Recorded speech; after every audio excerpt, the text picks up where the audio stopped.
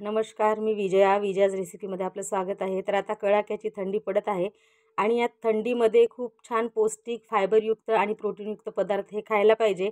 असं म्हणतात की आता जे आपण खातो हिवाळ्यामध्ये त्यावर आपली वर्षभराचं आरोग्य हे अवलंबून राहतो। तर आता मी भरपूर प्रोटीन आणि फायबरयुक्त मिक्स धान्याची भाकर इथे मी केलेली आहे। तर चला म्हटलं रेसिपी तुमच्यासोबत शेअर करावी। या हिवाळ्यामध्ये अशी भाकर खायला पाहिजे। हिवाळ्याच्या सुरुवातीपासून तर शेवटपर्यंत ही भाकर खायची। तर याच्यासाठी मी काय साहित्य घेतले आहे पाहूयात। इथे मी 1.25 ते 1.5 किलो ज्वारी घेतलेली आहे आणि त्यामध्ये बाजरी मिक्स केलेली आहे अर्धा किलो। बाजरी मिक्स करतानाचा व्हिडिओ मी काढलेला नाही। बाजरी मिक्स केल्यानंतर माझ्या डोक्यात आलं की चला ही रेसिपी आपल्या मैत्रिणींसोबत शेअर करावी।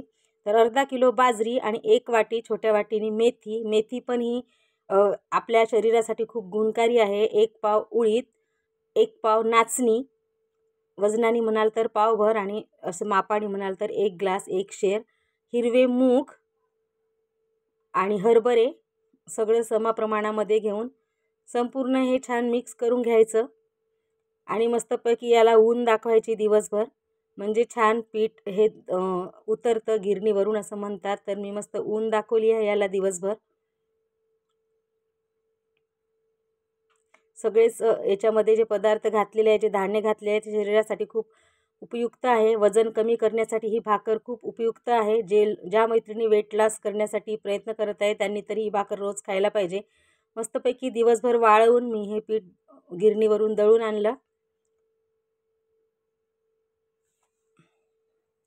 अशा प्रकारे हे पीठ झालेलं आहे। हे मिक्स धान्याचं पीठ असल्यामुळे 15 ते 20 दिवस टिकतं। त्या प्रमाणात दळून आणलं तरी चालते। बारीकपैकी पीठ झालं आहे। तर चला आता याच्या भाकऱ्या करून घेऊया।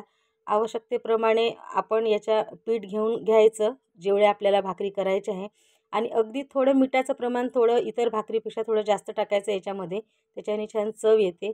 आणि गरम पाण्याची इथे मी पाव चमच एवढं मीठ घातलेलं आहे आणि गरम पाण्याची उकळ काढून जसं आपण भाकरीचं पीठ मळतो त्याचप्रमाणे गरम पाण्याची उकळ काढून मग थंड पाण्याचा हात घेऊन पीठ संपूर्ण हे छान मळून घ्यायचं आहे।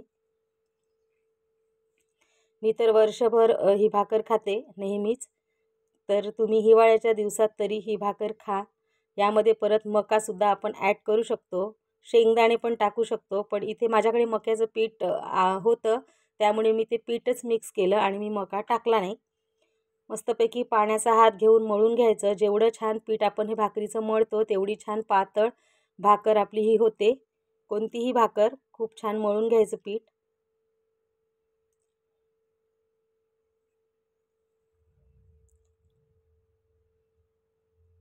पीठ आता मळून झालेलं आहे। याचे गोळे घेऊन आपण पोळपाटावर इथे मी भाकर थापून घेत आहे। कोणी कोणी हाताने पण करतात, ज्यांना येते त्यांनी हाताचीच भाकर करावी, ती जास्त चवदार लागते।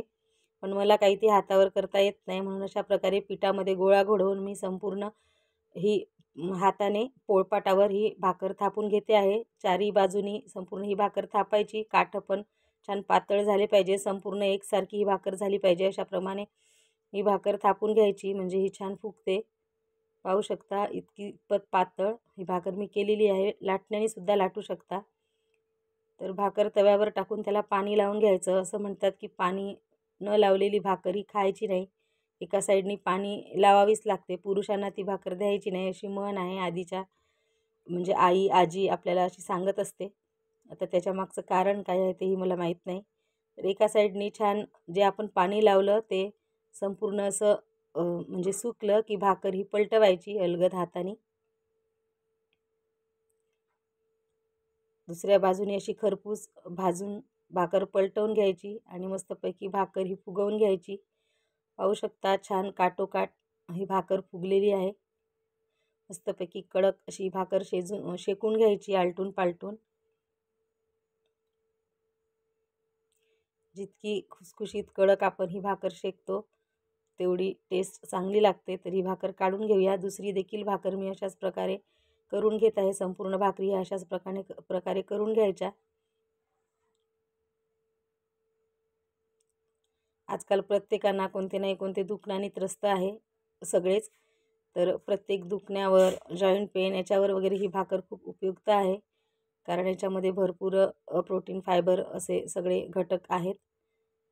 तर दुसरी देखील भाकर ही झालेली आहे। तर ही देखील मी काढून घेते.